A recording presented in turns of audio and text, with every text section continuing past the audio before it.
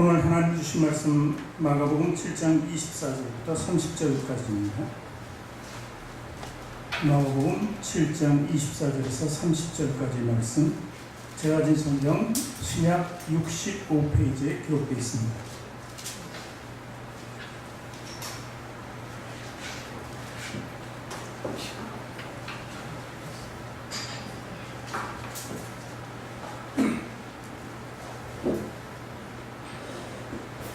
신약성경 65페이지에 기록되어 있는 마가복음 7장 24절부터 30절까지 말씀 우리 찾으셨으면 한 목소리로 읽도록 하겠습니다. 예수께서 일어나사 거기를 떠나 두로 지방으로 가서 한 집에 들어가 아무도 모르게 하시려 하나 숨길 수 없더라. 이에 더러운 귀신 들린 어린 딸을 둔 한 여자가 예수의 소문을 듣고 곧 와서 그 발 아래에 엎드리니, 그 여자는 헬라인이요 수로보니게 족속이라. 자기 딸에게서 귀신 쫓아내 주시기를 간구하거늘 예수께서 이르시되 자녀를 먼저 배불리 먹게 할지니 자녀의 떡을 취하여 개들에게 던짐이 마땅치 아니하니라. 여자가 대답하여 이르되 주여 올소이다마는 상아래 개들도 아이들이 먹던 부스러기를 먹나이다. 예수께서 이르시되 이 말을 하였으니 돌아가라. 귀신이 내 딸에게서 나갔으랴 하시매, 여자가 집에 돌아가 본즉 아이가 침상에 누웠고 귀신이 나갔더라. 아멘. 두 손을 가슴에 얹고 저를 따라 고백하시기 바랍니다. 하나님께서는 나를 사랑하신다. 하나님께서는 나를 존귀하게 여기신다. 하나님께서는 나를 축복하신다. 하나님께서는 내 문제를 해결해 주신다. 믿음의 고백이 되셨습니까? 아멘. 우리 믿음대로 될 것입니다. 우리 앞뒤 전우차에 계신 분들에게 당신을 사랑하고 축복합니다 하고 인사를 드리겠습니다.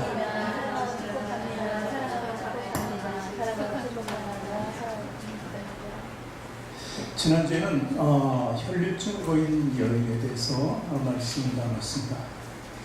이 여인이 예수님의 옷깃을 잡고 예수님께 바라던 것이 무엇인가? 한마디로 구원이었습니다. 구원. 이 여인은 자기의 병, 그리고 부정한 것, 자기의 죄를 이렇게 논하면서 이 모든 것이 구원이라는 한 단어에 있음을 알고 주님께 구원을 베풀기를 원했습니다.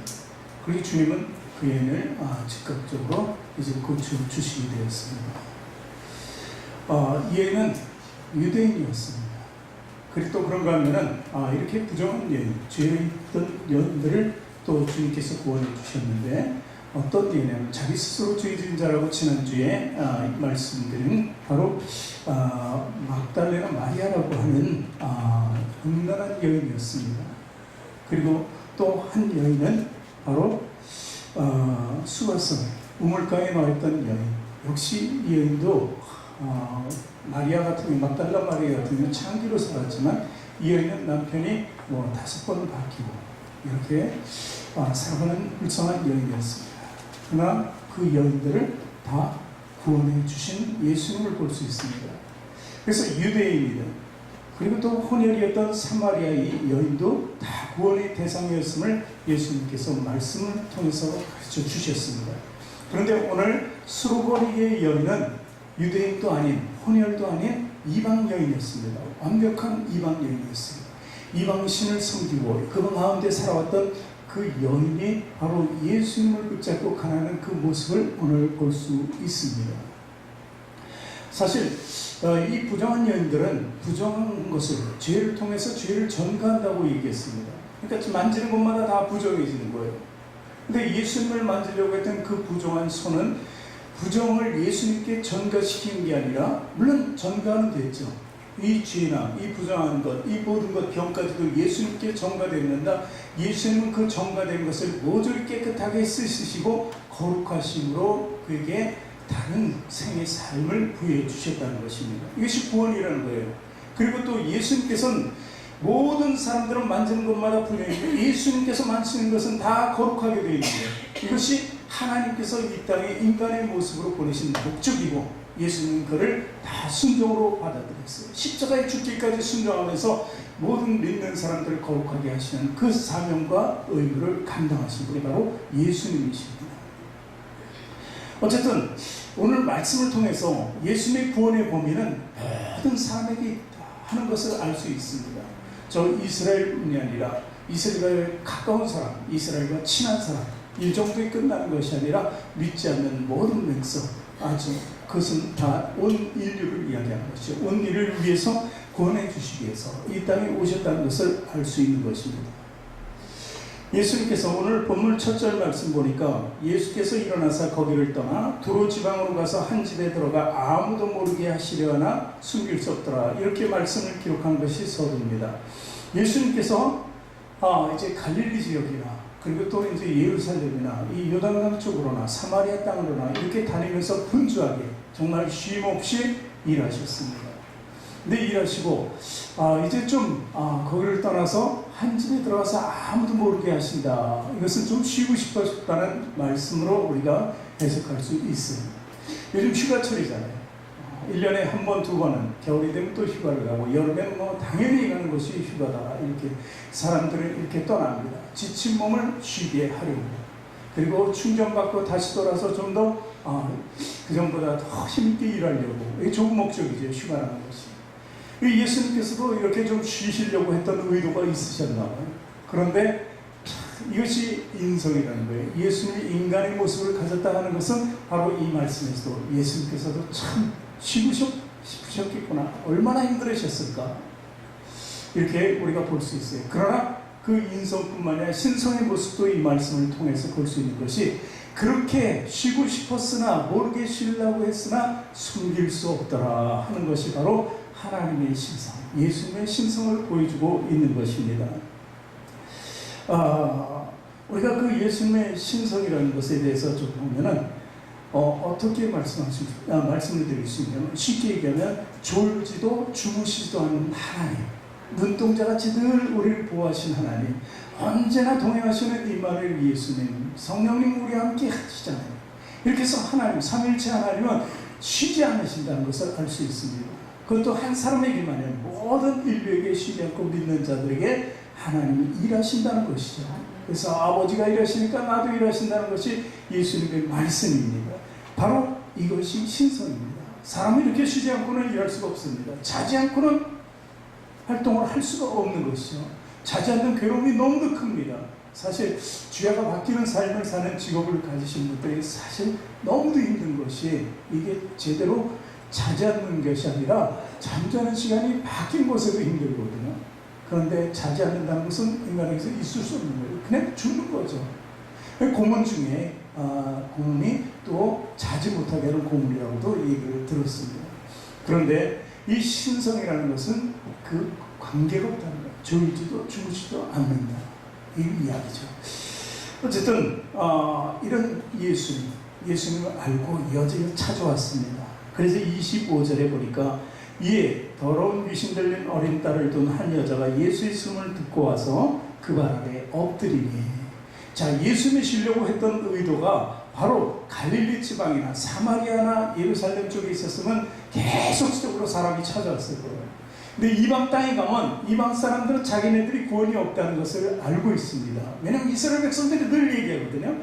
오늘 본문에 나오는 거예요. 자녀는 이스라엘 백성, 선택된 백성이고, 여기서 본문에 뒤에 나오는 개라는 것은 바로 이방인들을 얘기하는 거예요. 아무런 하나님과의 관계가 없는 구원받을 대상이 아닌 사람이죠. 그러니까 예수님의 의도는 이스라엘 유대 땅을 벗어나면 쉴 줄 알았어요. 아무도 안 찾아올 줄 알았어요. 그런데 이방인 여자가 탁 찾아온 겁니다. 그러니까 쉴 수가 없었다는 것을 이야기합니다. 그녀는 좀 전에 얘기했던 것처럼 막달라 마리아나 수가성 여인이나 혈루증 걸린 유대인이나 그 혼혈도 아닌 바로 순수한 이방 여인이었습니다. 사실 이 여인은 마태복음에 보면 가나안 여인이라고 기록되어 있습니다. 가나안 여인. 가나안 여인이라는 게 바로 이제 수로보니게라는 것은 사실 시돈 땅이라는 것, 좀 이따 또 말씀드리겠지만, 이 가나안 족속이라고 볼 수 있어요.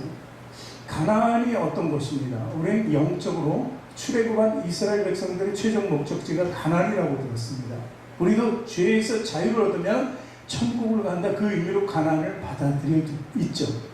근데 이 가나안에 이미 살고 있던 사람들이 있었어요. 가나안 족속이죠. 6부족, 7부족이 있었는데 이들을 몰아내야만, 다 진멸해야만 정말 가나안이 될 수 있었습니다. 그래서 하나님께서 그것을 허락하시고 그 땅에 보내셨는데도 불구하고 이스라엘 백성들은 자기는 광야를 돌았고, 이 사람들은 정착된 사람들이에요. 정착된 사람들의 문화가 아무래도 발달됐겠죠. 모든 것이 좋은 거예요. 좋아 보이니까 그들과 함께 살기로 합니다. 이 죄와 함께 물든다는 거죠. 그래서 그들이 믿는 우상을 섬기기도 하고 그들이 좋은 쾌락을 추구하는 그 삶을 따라가기도 하는 것입니다. 그래서 이 성경의 역사의 사사기는 그때마다 하나님께서 징계하시는 그 놀라운 아픔의 역사를 기록하고 있는 것이죠. 그 가나안 족속, 그러니까 이렇게 얘기하면 됩니다. 가나안 족속은 순수한 이스라엘을 망치는 것이다. 이렇게 말해요. 그런 사람이, 그런 여인이라고 볼 수 있는 것입니다. 또 이 여인의 출신지에 이게 또 큰 문제가 있습니다. 이스라엘과 유대를 통틀어서 최악의 왕이 있었습니다. 왕이 있었는데 아합 왕이라는, 이 아합 왕이 최악의 왕이었는데 또 그때 당시에 왕비도 최악입니다. 이세벨이라는 여자였어요. 이세벨이 그 시돈 땅, 도로 이 땅의 여인이었습니다. 그래서 그 여인들은 자기가 섬기는 우상들을 다 데리고 오는 거예요. 바알과 아스타롯, 아세라, 이 선지자들을 데리고 와가지고 그들과 배불리 먹는 거예요. 자기 왕의 그 식사를 같이 하는 겁니다. 그러니까 늘 같이 한다는 것을 볼 수 있죠. 그 대신에 이스라엘 선지자들, 유대 선지자들은 다 죽여버립니다. 이런 악독한 왕비가 있었던 곳이 바로 이 땅이에요. 그러니까 이 여인이 살고 있는 이 땅, 그리고 이 족속은 절대 구원을 받을 수가 없는 것으로 여겨지는 것이죠. 그런데 이 여인이 주님을 찾아왔습니다. 이 여인은 이미 주님 찾아오기 전에 무엇을 먼저 했을 거예요? 자기가 믿는 우상들에게 벌써 다 빌었을 거예요. 최선을 다했을 거예요. 할 수 있는 건 다 했을 거예요. 이 얘기 저 얘기 들어가면서 그 우상, 그 많은 우상을 다 찾아가면서 다 했을 거라는 거예요. 근데 아무 결과가 없어요. 아무 효험이 없는 것이죠. 그러니 이제 주님을 바라볼 수 있는 그 시각이 생깁니다. 소문이 들려와요. 이스라엘에서 이런 엄청난 일들이, 구원의 역사가 일어나는 거예요. 죄사함 치유의 역사가 일어나는데 그런 분이 바로 지금 자기네 땅에 들어왔다는 겁니다.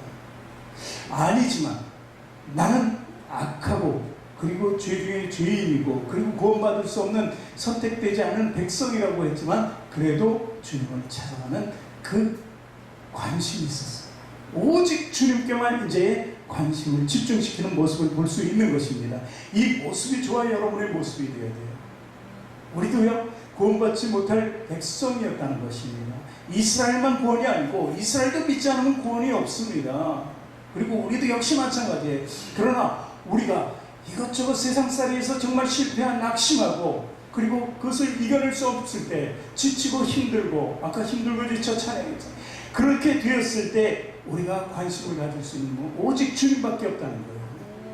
그렇게 될 때 우리는 오늘 이 여인처럼 주님을 찾아갈 수 있게 되는 거예요. 자격이 없습니다. 가도 되지 않을 것 뻔할 것 같아요. 있을 수 없는 일이다, 나에게 있어서. 그렇지만 이 여인은 찾아간 것입니다. 그래서 마태복음 15장 22절에 보면 이 똑같은 맥락의 말씀이 나오는데 거기에 기록된 말씀을 같이 또 읽습니다. 가난한 여자 하나가 그 지경에서 나와서 소리질러 이르되 주 다윗의 자손이여 나를 불쌍히 여기소서, 내 딸이 흉악하게 귀신 들렸나이다. 이렇게 고백하고 있습니다. 이 가난한 여자, 자기 딸을 위해서, 자기 자식을 위해서 이제 주님께만 모든 관심을 집중시키고 그분이 오셨던 그 자리를 찾아갑니다. 그리고 위대한 고백을 하게 되죠. 자, 위대한 고백을 한번 봅니다. 다윗의 자손이라고 합니다. 다윗의 자손. 이런 다윗의 자손이라고 부를 수 있는 사람은 이스라엘 백성밖에 없었어요. 이스라엘 역사 중에서 가장 위대한 왕이었어요. 그분이 구원자처럼 여겼어요. 그리고 그분을 위해서 누군가 구원할 만한 인물이 나온다고 그랬습니다. 그분이 메시아거든요. 그러니까 예수 그리스도는 메시아라는 거예요. 그것을 이방 여인이 고백을 하고 있어요. 이스라엘 백성처럼. 우리 마찬가지 메시아라는 고백이 있어야 돼요. 그 나를 구원해 주실 이라고 고백해야지 내가 구원받을 수 있는 거 아닙니까? 인정하지 않는, 메시아를 인정하지 않으면 우리 구원을 어디서도 찾을 수가 없다는 것입니다. 우선 우리는 예수님을 메시아라고 고백할 수 있어야 돼요. 그리고 어떻게 나를 불쌍히 여기소서. 이 말씀은 무엇입니까? 하나님을 움직이는 거예요. 하나님의 본성인 거예요. 긍휼과 자비예요. 긍휼과 자비를 베푸시는 그 하나님의 그 본성 그대로 예수님이 지니고 계신 겁니다. 나를 불쌍히 여기소서. 나의 처지를 주님께 다 아뢰는 것입니다. 나는 이 땅에 살면서 정말 내 모든 것을 주님을 위해서 드리겠다는 맹세에 함께 드리는 것이 바로 불쌍히 여기소서예요. 이 말씀 많이 듣잖아요. 신약 성경에서 소경 바디오메오가 다윗의 자손이여 나를 불쌍히 여기소서. 두 소경도 그렇게 얘기합니다. 문둥병자들이 그렇게 소리칩니다. 다윗의 자손 예수여 불쌍히 여기소서. 그랬을 때 예수는 즉각적으로 반응하시지 않으셨습니까? 이것을 이 여인이 알았죠. 그래서 불쌍히 여겨달라고 하고 내 딸이 흉악하게 귀신 들렸나이다 하는 것은 바로 죄를 인정하는 겁니다. 그리고 회개의 자리에 넣어쓰는 겁니다.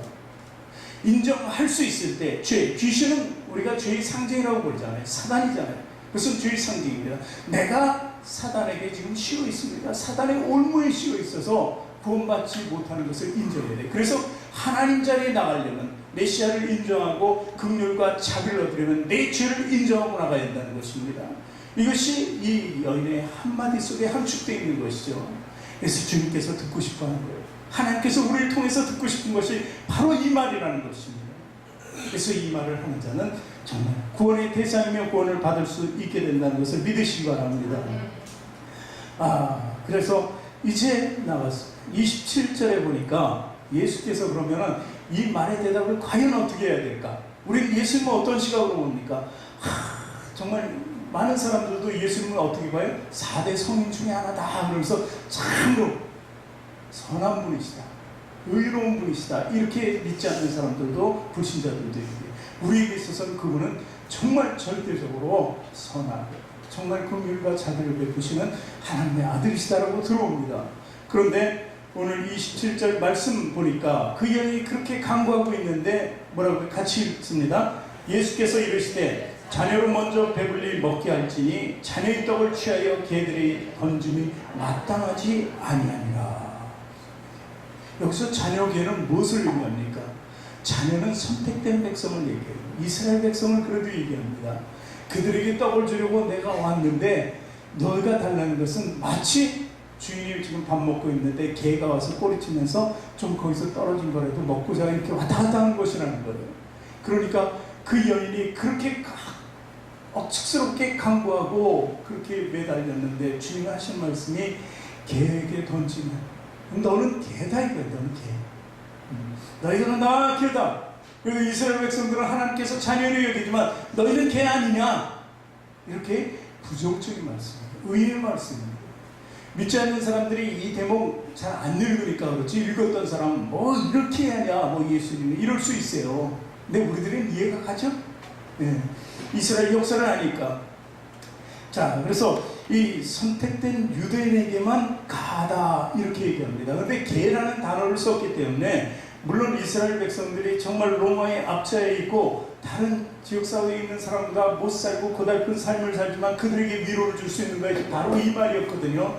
우리들은 자녀고 저들은 아무리 잘났어도 로마 놈들도 다 개고 옆에 근처에 아무리 장사하고 정말 떵떵거리면서 부유하게 살아도 다 개다. 이것이 그들에게 위로였어요. 가난한 자들, 배고픈 자들의 위로였어요. 근데 그 말씀을 대신 또 예수님이 하시는 거예요. 예수님께서 어떤 분입니까? 주기도문에 이런 얘기 있잖아요. 우리를 시험에 들게 하지 마옵소서. 이렇게 기도하잖아요. 우리 보고 하라 그래요. 그럼 시험에 들지 않도록 해주신다는 거잖아요. 그런데 오늘 이 여인을 주님께서는 시험하고 있어요. 안 준다는 게 아니라 개라는 표현을 쓰시면서 완전히 무시하고 그리고 엄청난 언어 폭력일 거예요. 이게 직접 듣는 사람들한테는. 그런데도 예수님께서는 그렇게 그 여인에게 말합니다. 그런데 그 여인의 대답이 참 보면 예수님보다 훨씬 나은 것 같죠? 7장 28절 같이 읽습니다. 여자가 대답하여 이르되 주여 올소이다마는 상아래 개들도 아이들이 먹던 부스러기를 먹는 겁니다. 옳다는 거예요. 옳다는 거예요. 인정합니다는 거예요.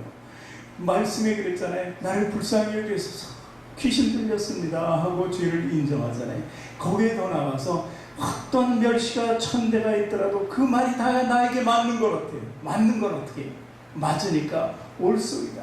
그러니까 이 자식에 대한 간절함이 있었어요. 그 귀신 들린 자녀를 보고 미치는 거죠.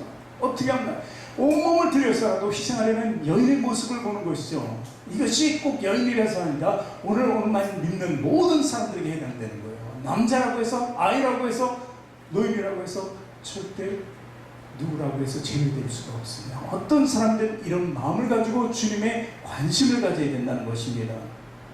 자, 옳소이다. 이 여인의 옳소이다의 함축된 말이 뭐예요? 나는 하나님의 은혜를 받을 자격이 없습니다. 당신의 말대로 개니까 받을 수가 없다는 거예요. 그러나 내가 뭐 받을 수 있다고 내가 찾아온 거 아니잖아요. 내가 이스라엘 백성처럼 자격이 되니까 주여 나를 고쳐주소서 이렇게 온 것도 아니라는 거예요. 그냥 개로서 왔다는 것입니다. 가련한 인생입니다. 개. 그리고 또한 저는 죄인입니다.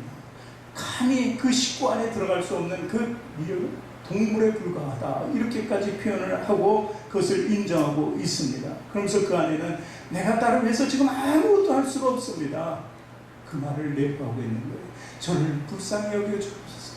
다시 그거를 함축시켜서 얘기하는 것이 옳소이다라는 말입니다. 그래요. 우리는 어느 주님 앞에 나왔을 때 우리 잘못됨을 인정해야 되는 것입니다. 인정할 수 없는 그것이 잘못된 거예요. 조금만 누가 건드리기만 하면 툭 튀어나가고 분노와 혈기를 내려는 그 마음이 없어야 돼요. 사람에게도 그렇죠. 우리가 주 안에서도 그렇죠. 주 안에서 늘 기도했는데 기도대로 이루어지지 않으면은 그러면은 금방 분노하는 우리의 모습.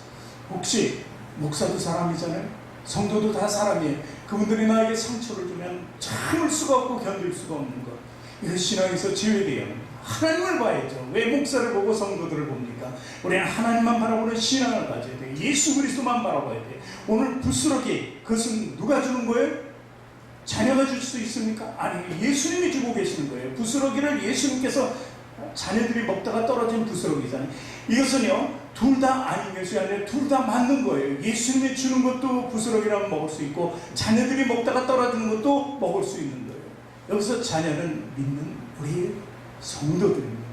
성도들도 나눠줄 수 있고 예수님이 큰 것을 나눠줬기 때문에 그 부스러기를 먹다가 떨어뜨립니다. 떨어뜨린다는 의미 좀 안 좋지만 나눠줄 수 있다는 거예요. 개에게 줄 수 있다는 것입니다. 이것이 바로 예수님이 하시는 일이지만 우리도 할 수 있는 일이에요.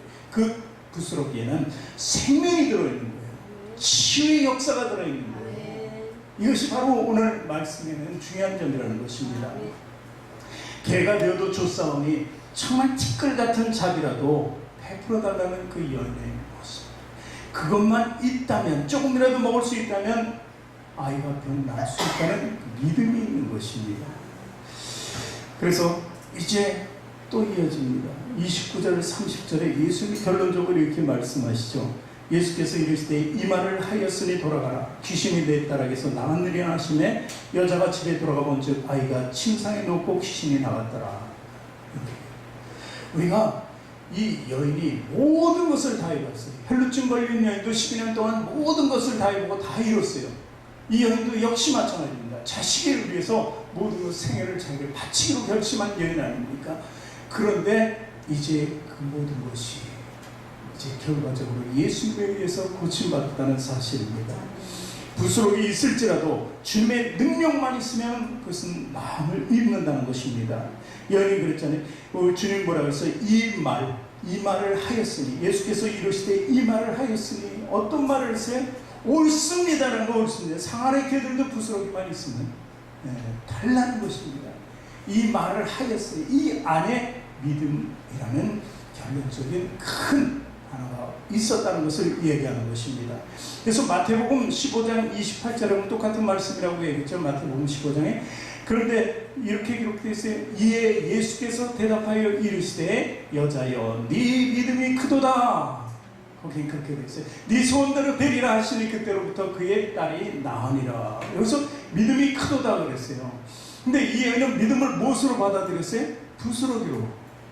부스러기를 원했을 뿐인데 그 부스러기가 이 크도다는 말로 표현이 되는군. 정말 놀랍지 않습니까? 예수님께서 이런 말씀하셨어요. 제자들이 믿음이 없음을 보고 한탄하셨어요. 야, 제자들이 그 산원 광풍이 부는 바닷가를 바다는 아니죠. 갈릴리 호수인데 바다라고도 합니다. 거기를 지났는데 예수님은 주무시고 계셨어요. 예수님이 인성이죠. 근데 이 제자들은 풍랑이니까 어쩔 줄을 모릅니다. 예수님을 깨웁니다. 그럴 때 예수님이 일어나서 뭐라 그래? 너희 믿음이 이거밖에 안 되냐? 믿음이 작다는 거예요. 그래서 겨자씨만한 믿음이라고 했어요. 겨자씨만한 믿음만 있으면은 나중에 공중의 새가 와서 그 자랐을 때 기쁜다고 했어요. 거기 보금자리를 마련한다는 얘기예요. 이 부스러긴 믿음이지만 그런 믿음이라도 잡을 수 있는 그 확고한 신념이 있으면 그 믿음이 어떻다고요? 예수님께서 크도다 하는 거예요. 우리는 큰 걸 잡으려고 해요. 그래야 완전한 줄 알아요. 그런데 아닙니다. 우리에겐 그 작은 것이 중요한 거예요.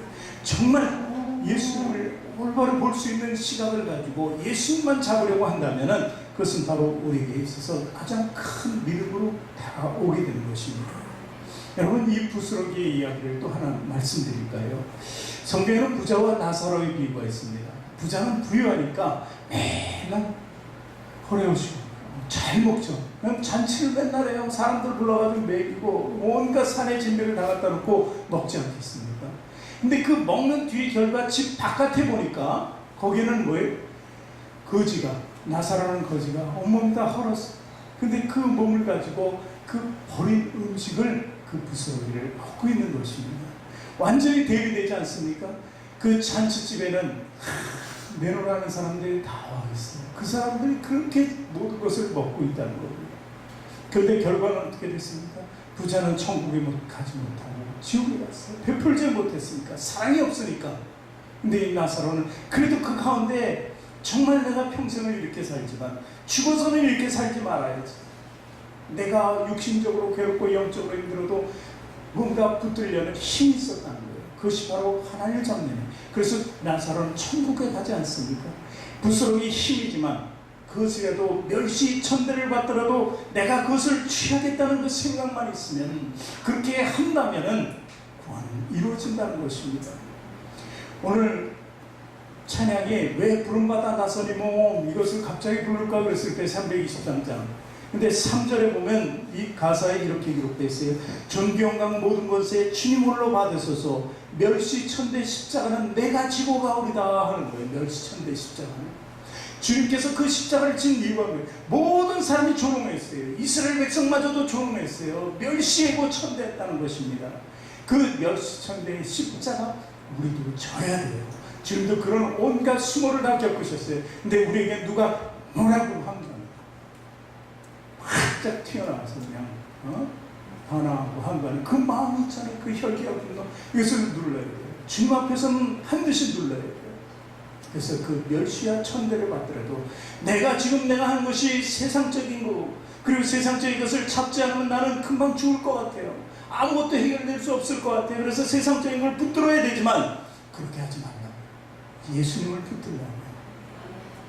모든 것을 잃어도 우리 목숨이 중요하지 않습니까? 가장 소중한 목숨을 위해서 우리는 살아야 돼요. 내가 누군데, 내가 옛날에는 이랬는데, 이게 무슨 소용이 있습니까? 주님 앞에서? 이 수로보니게 여인도 옛날엔 잘 살았을 거예요. 그 지역에 있는 이방 사람들에도 괜찮게 나가는 사람들이 도시 문명이 발달했던 그 땅이었으니까요. 바닷가가 있고 얼마나 좋습니까? 그런데 내가 누군데라고 하지 않습니다. 내가 옛날에 그랬는데 그러지 않아요. 성경에 보면 나만 장군이라는 사람이 있어요. 이 장군이 왕보다도 더 높은 지위에 있는, 보면 형식상은, 위치상 보면은 두 번째인데 서열이, 그래도 왕도 꼼짝 못해요. 왜냐하면 자기가 모든 것을 평정하고 나라를 크게 만들고 모든 전쟁마다 승리했으니까 이 나만 장군이 사실 왕권만 없지 모든 것을 다스릴 수 있는 권세를 가진 사람. 근데 그 사람에게 취약점이 하나 있어요. 문둥병에 걸려버렸어요. 문둥병. 아무리 왕이고 아무리 제1인자 장군이라도 문둥병에 걸린 것이 탈로 나와버리면, 모든 사람에게 탈로 나면 격리가 될 수밖에 없어요. 그 중에서 내려와야 돼요. 그렇게 고민하던 그 사람. 그런데 언젠가 전투에서 잡아온 그 전리품 같은 한 소녀가 있었어요. 그 소녀가 믿음이 있었습니다. 지금 그 시대가 엘리야 시대인데 엘리야라는 선지자가 이스라엘에 가면 있는데 그분에게 한번 보이십시오. 그럼 나음을 입을 수 있습니다. 라고 이렇게 믿음으로 고백을 전달합니다. 그 소녀의 얘기를 그 부인이, 장군의 부인이 듣고 장군에게 전하죠. 그래, 이제 지푸라기도 잡는 심정으로 가자. 내가 누구냐? 장군 아니냐? 다른 사람들의 요청은 거절해도 이 큰 마음에 내 위대한 장수가 가면 그가 수락하고 나를 위해서 최선을 다할 것이라고 얘기하고 갑니다. 이제 왕에게도 가서 이스라엘 왕에게도 들렀다 가죠. 왕에게 들러야지 불러올 줄 알고. 근데 그것이 아니라 엘리야에게 가야 되는 거예요, 자기가. 그래서 군대를 이끌고, 이제 호위 군사들을 이끌고 갑니다. 갔는데 엘리야가 만나주지도 않아요. 만나주지도 않고 딱 한마디 던집니다. 요단강에 가서, 이스라엘 땅에 있는 강이잖아요. 요단강에서 7번 가서 몸을 씻어라. 이렇게 얘기합니다. 그랬을 때 나만 장군이 뭐라고 그랬을까요? 내가 누군데? 내가 누군데 감히 저렇게 나와서 보지도 않고 와서 엎드려서 내가 최선을 다하겠습니다 해도 시원찮은데 그냥 말만 상황에 전화해가지고 어떻게? 가서 씻으라고. 강도 없어가지고 요단강에 가서 씻으라고. 이러니 기가 막히죠. 그래서 화가 났습니다. 돌아가려는데 주위에서 자꾸 한번 해보라. 그래도 여기까지 온 이유가 뭔가?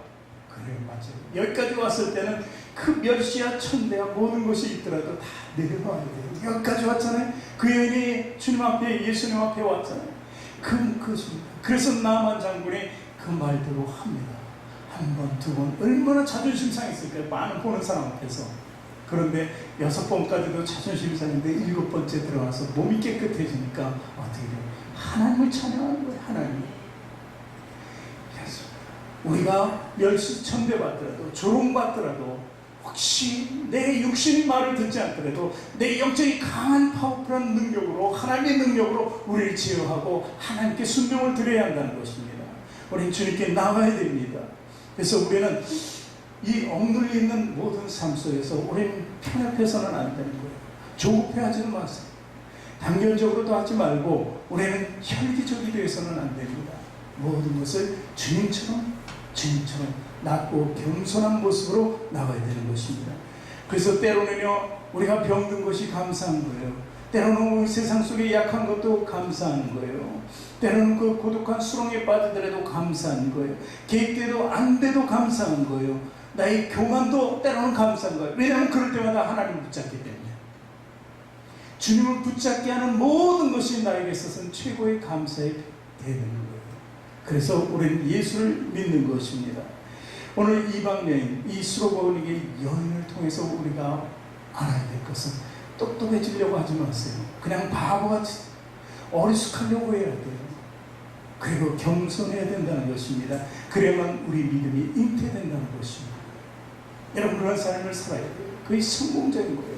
내 자녀를 위해서, 내 삶을 위해서, 내 주위를 위해서, 환경을 위해서 정말 기도한다면 주님을 꼭 붙잡아야 돼요. 주님 외에는 아무도 해결사가 없다는 사실을 알아야 되는 것입니다.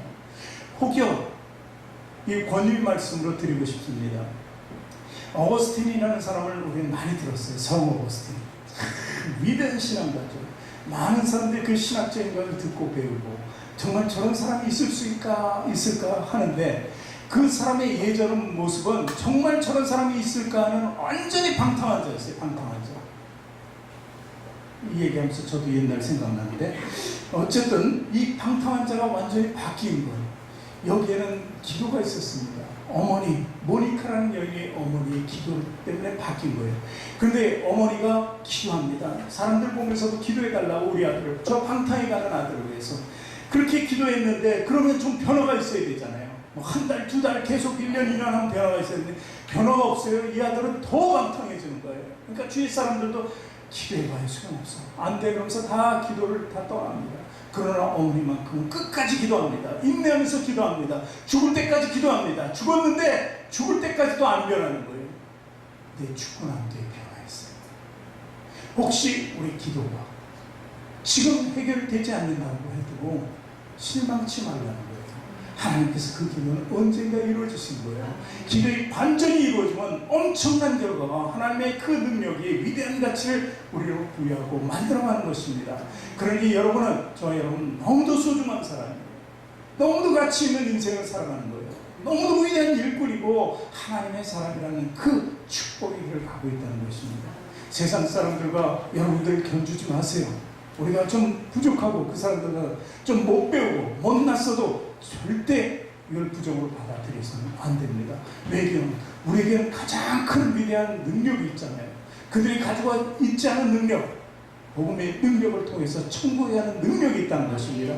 그들은 가지 못하지만 우리는 간다는 거예요. 이것이 우리 최고의 선물 아닙니까? 이 선물을 기대하면서 오직 주님께 초점을 맞추며 살아가시기 바랍니다. 그럼 세상 사람들의 부귀도 우리한테 주실 거예요. 아마 세상 사람들이 가지고 있는 모든 것 우리에게 넘치도록 주실 거예요. 그리고 안 되면 천국에서 받을 거라는 것이죠. 이런 삶을 누리는 우리 성시교회 교인들 되시길 주님의 이름으로 축원합니다.